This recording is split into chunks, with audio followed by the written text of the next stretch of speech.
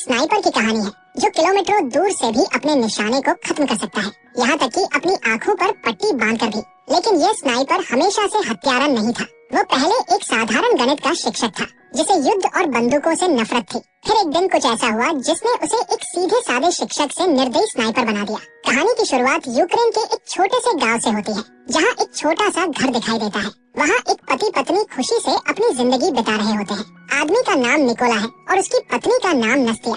नस्तिया एक drawing artist है जो लकड़ी से अलग अलग तरह की मूर्तियां बनाती है। निकोला एक शिक्षक है जो पास के स्कूल में बच्चों को गणित पढ़ाता है। वो बहुत अच्छा शिक्षक है और सभी बच्चे उसे पसंद करते हैं, सिवाय एक लड़के के जिसका नाम इवान है। इवान बहुत बदतमीज लड़का है। वह रोज क्लास में अपने शिक्षक निकोला को परेशान करने की कोशिश करता है। इवान एक अमीर परिवार से है, जबकि निकोला गरीब है। इसी वजह से इवान उसके कपड़ों और उसके लुक का मजाक उड़ाता है। वो चाहता है कि निकोला गुस्से में आकर उसे मार दे ताकि वो शिकायत करके निकोला को स्कूल से निकलवा सके। लेकिन निकोला बहुत शांत स्वभाव का इंसान है। इवान की बातों का उस पर कोई असर नहीं होता और वो शांति से अपनी जिंदगी जीता रहता है। क्योंकि निकोला के घर पर टीवी जैसी कोई इलेक्ट्रॉनिक चीज नहीं है, इसलिए उसे दुनिया में क्या चल रहा है इसकी ज्यादा जानकारी नहीं रहती। एक दिन स्कूल में वो टीवी पर खबर सुनता है कि रूस ने यूक्रेन पर हमला कर दिया है। कई सैनिक मारे जा चुके हैं और रूस ने यूक्रेन के कई इलाकों पर कब्जा कर लिया है। उस शाम जब निकोला घर लौटता है तो उसे पता चलता है कि उसकी पत्नी गर्भवती है। ये सुनकर वो खुशी से झूम उठता है क्योंकि वो पिता बनने वाला है। दोनों इस खुशखबरी का जश्न साथ मनाते हैं। अगले दिन निकोला अपनी पत्नी को अलविदा कहकर साइकिल से स्कूल के लिए निकलता है। रास्ते में उसे दो सैनिक खड़े होकर सिगरेट पीते दिखाई देते हैं। उनकी यूनिफॉर्म यूक्रेनी सैनिकों जैसी नहीं लगती। निकोला को कुछ अजीब सा महसूस होता है, लेकिन वह सोचता है कि शायद सरकार ने सैनिकों की यूनिफॉर्म बदल दी होगी, इसलिए वो ज्यादा ध्यान नहीं देता और स्कूल चला जाता है। जब वो स्कूल पहुंचता है तो पूरा स्कूल खाली मिलता है, एक भी बच्चा नहीं आया होता।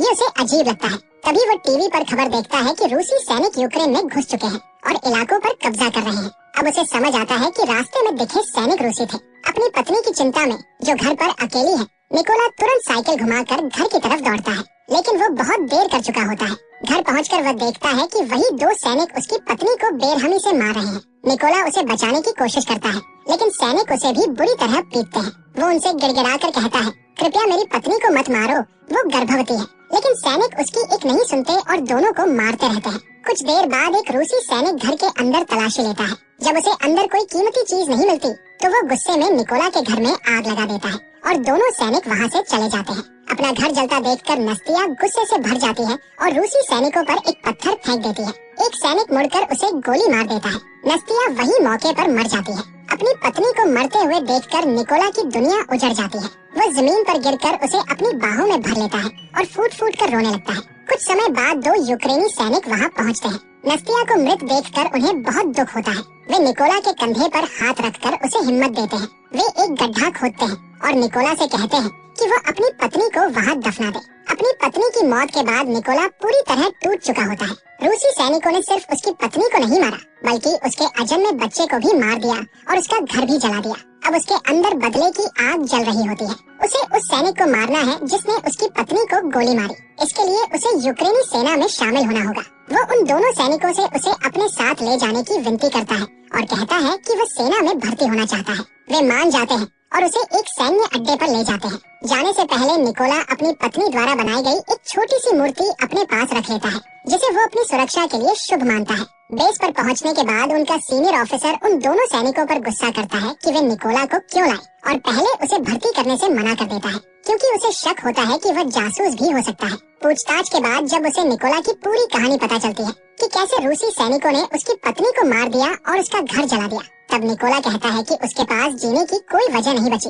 वो अपने देश के लिए लड़ना चाहता है और बदला लेना चाहता है। सीनियर ऑफिसर आखिरकार मान जाता है और अगले दिन से निकोला की ट्रेनिंग शुरू हो जाती है। क्योंकि निकोला एक साधारण आदमी है, इसलिए ट्रेनिंग उसके लिए बहुत मुश्किल होती है। उसने पूरी जिंदगी बच्चों को गणित पढ़ाया है। उसे बंदूकों के बारे में कुछ नहीं पता। जब बाकी लोग जल्दी जल्दी अपनी गन जोड़ लेते हैं, निकोला सबसे आखिर में खत्म करता है। ऑफिसर को लगता है कि निकोला शायद कभी अच्छा सैनिक नहीं बन पाएगा, लेकिन निकोला हार नहीं मानता और पूरी लगन से ट्रेनिंग करता रहता है। एक रात ट्रेनिंग के दौरान निकोला अपने सीनियर से कहता है कि उसे उसके असली नाम से न बुलाया जाए, क्योंकि उसका कोड नेम रेवन है।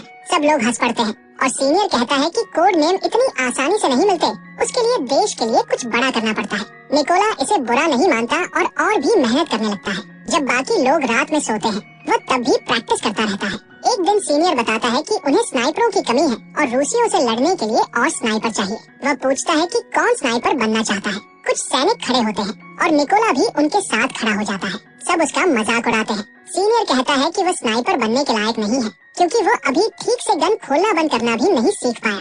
लेकिन निकोला जिद करता है कि वो अच्छा स्नाइपर बन सकता है, बस उसे एक मौका चाहिए। सीनियर मान जाता है और उसे चुनौती देता है कि वह 20 सेकंड में गन असेंबल करे। खुद को साबित करने के लिए निकोला अपनी आंखों पर पट्टी बांध लेता है और सिर्फ 18 सेकंड में गन खोलकर फिर से जोड़ देता है। सब लोग हैरान रह जाते हैं। जो लोग उसका मजाक उड़ा रहे थे वही अब उसके लिए ताली बजाते हैं। प्रभावित होकर सीनियर उसे स्नाइपर ट्रेनिंग में शामिल कर लेता है। ट्रेनिंग के दौरान निकोला को पुराना मॉडल गन दी जाती है जबकि बाकी लोगों को आधुनिक हथियार मिलते हैं। वह भी नई गन मांगता है लेकिन सीनियर कहता है कि पहले खुद को साबित करो। मजबूरी में निकोला पुरानी गन से ही अभ्यास करता है। सीनियर समझाता है कि एक स्नाइपर को अपनी जगह से 1 इंच भी नहीं हिलना चाहिए, चाहे कुछ भी हो जाए, और निशाने पर पूरी तरह ध्यान रखना चाहिए। इसे परखने के लिए वह उनके पास गोलियां चलाता है। जो भी हिलता है वह अयोग्य हो जाता है। जब निकोला की बारी आती है वह बिल्कुल नहीं हिलता और अपना निशाना बनाए रखता है। वह इस टेस्ट में पास हो जाता है। अगले टेस्ट में स्नाइपरों को उनका लक्ष्य सिर्फ एक बार दिखाया जाता है, फिर उनकी नजर ढक दी जाती है।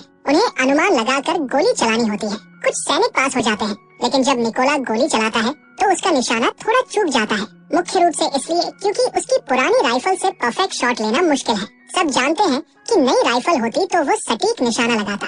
अगली ट्रेनिंग और भी कठिन होती है। उन्हें रात में सिर्फ एक फ्लेयर की रोशनी में निशाना लगाना होता है। सीनियर फ्लेयर चलाता है और सब गोली चलाते हैं लेकिन कोई भी लक्ष्य को नहीं मार पाता। निकोला ही अकेला है जो तुरंत गोली नहीं चलाता। वह समझ जाता है कि फ्लेयर की रोशनी में सीधे निशाना लगाना नामुमकिन है, इसलिए वह उस थोड़ी देर की रोशनी का इस्तेमाल करके अपने गणित के ज्ञान से लक्ष्य की दूरी का हिसाब लगाता है और फिर एक परफेक्ट शॉट लगाता है।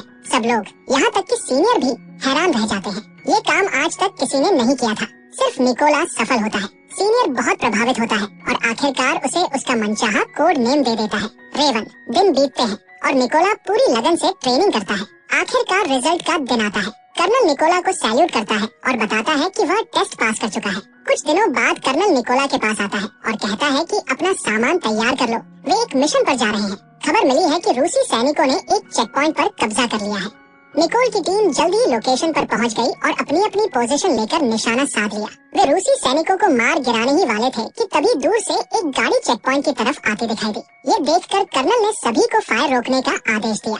रूसी सैनिकों ने गाड़ी को रोका और अंदर बैठे लोगों को बाहर उतरने को कहा। उन्होंने उनके पासपोर्ट चेक किए और गाड़ी की अच्छी तरह तलाशी ली। जब सब कुछ ठीक लगा तो सैनिकों ने उन्हें जाने दिया, लेकिन उनके पासपोर्ट अपने पास रख लिए। जब उन नागरिकों ने अपने पासपोर्ट वापस मांगे तो सैनिकों ने उन्हें बेरहमी से पीटना शुरू कर दिया। यह देखकर कर्नल ने आखिरकार फायर का आदेश दे दिया। एक ही पल में सभी स्नाइपरों ने अपने अपने निशाने खत्म कर दिए। उनका पहला मिशन सफल हो गया। मिशन के बाद जब वे बेस पर लौटे तो निकोला ने देखा कि उसके कई साथी सैनिक गायब हैं। चिंतित होकर उसने पूछा कि वे कहाँ हैं। उसे बताया गया कि उन्हें दूसरे मिशन पर भेजा गया है। अगले दिन निकोला को पता चला कि उस मिशन में कई सैनिकों को एक रूसी स्नाइपर ने मार दिया था जिसका नाम सिरी था, रूस का सबसे बेहतरीन स्नाइपर। कुछ दिनों बाद निकोला और उसकी टीम अगले मिशन पर निकले। लोकेशन पर पहुंचकर उन्होंने चारों तरफ माइन बिछा दी और अपनी पोजीशन ले ली। कुछ समय बाद रूसी सैनिक वहां पहुंचे और उनके साथ इवान भी था, वही लड़का जो स्कूल में निकोला को परेशान करता था। अब इवान रूसी सेना में शामिल हो चुका था।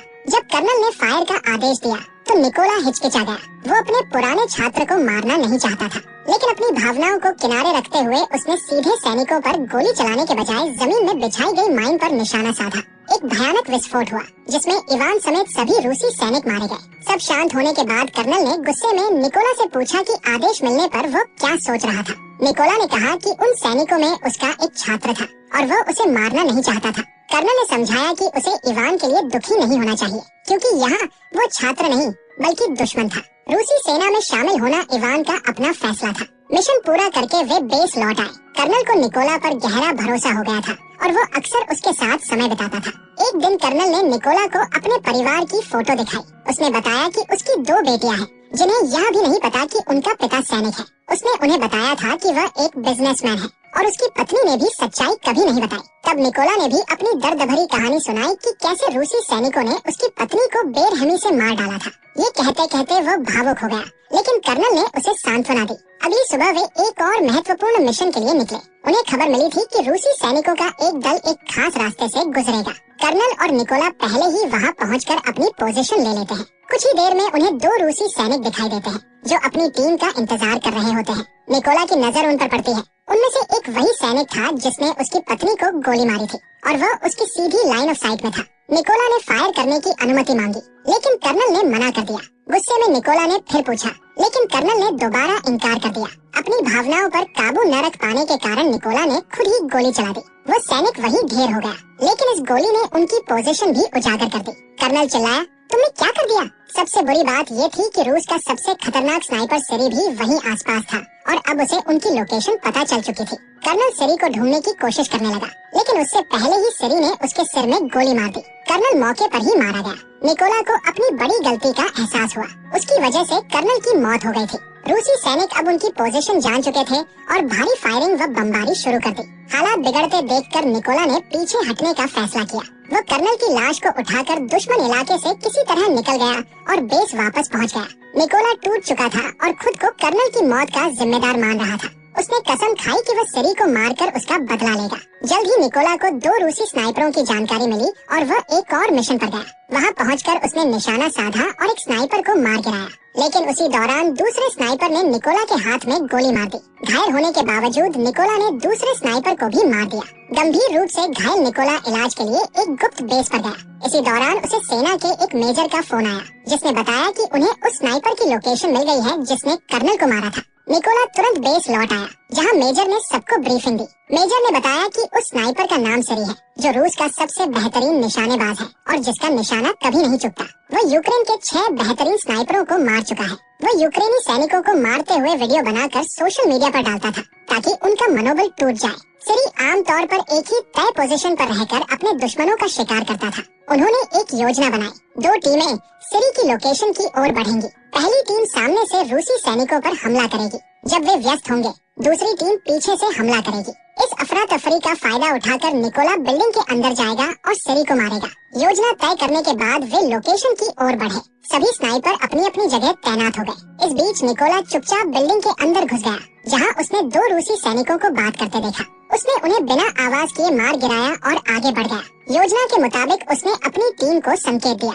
संकेत मिलते ही बाहर मौजूद स्नाइपरों ने रूसी सैनिकों को मार गिराया। इस बीच सिरी ने देखा कि उसके लोग जवाब नहीं दे रहे हैं। उसे कुछ गड़बड़ का अंदेशा हुआ और वो छत पर गया, जहां एक और रूसी स्नाइपर तैनात था। लेकिन वहां पहुंचकर उसने देखा कि वो पहले ही मारा जा चुका है। अब सिरी को समझ आ गया कि यूक्रेनी सैनिकों ने उसे घेर लिया है। उसने तुरंत मदद के लिए कॉल किया, लेकिन उन्हें पहुंचने में 10 मिनट लगने थे। वो जल्दी से अपनी पोजीशन पर लौटा और दुश्मनों को ढूंढने लगा। तभी उसकी नजर मेज पर रखी एक छोटी सी मूर्ति पर पड़ी, वही जो निकोला की पत्नी ने बनाई थी और जिसे निकोला वहाँ भूल गया था। इससे पहले कि सिरी कुछ समझ पाता, निकोला ने उस पर हमला कर दिया और उसे कई बार चाकू मारकर खत्म कर दिया। इस झड़प के दौरान बिल्डिंग के अंदर मौजूद एक और स्नाइपर सतर्क हो गया, लेकिन उससे पहले कि वो कुछ कर पाता, निकोला ने उसकी ओर ग्रेनेड फेंक दिया, जिससे धमाके में वह मारा गया। थोड़ी देर बाद सिरी की बैकअप टीम बिल्डिंग के बाहर पहुंची। उन्हें ये नहीं पता था कि सिरी पहले ही मारा जा चुका है। जब उन्होंने उसे कॉल किया तो निकोला ने फोन उठाया और कहा कि अब तुम सब मरने वाले हो। इसके बाद उसने ट्रक के ड्राइवर को गोली मार दी। अफरा तफरी मच गई। रूसी सैनिक ट्रक से कूदकर बाहर आए, लेकिन उन्हें नहीं पता था कि यूक्रेनी स्नाइपर घात लगाकर बैठे हैं। यूक्रेनी सैनिकों ने फायरिंग शुरू कर दी और एक एक करके सभी को मार गिराया। मिशन के कुछ दिनों बाद निकोला अपनी पत्नी की कब्र पर गया। उसने जो वादा किया था वो पूरा हो चुका था। उसने अपनी पत्नी और कर्नल की मौत के जिम्मेदार सभी लोगों को मार दिया था। वहाँ खड़े होकर निकोला ने कसम खाई कि वह अपनी आखिरी सांस तक अपने देश की सेवा करेगा। इतना कहकर वह वहाँ से चला जाता है और फिल्म यहीं खत्म हो जाती है। अगर आपको वीडियो पसंद आया हो तो चैनल को सब्सक्राइब करना न भूलें और वीडियो को लाइक जरूर करें।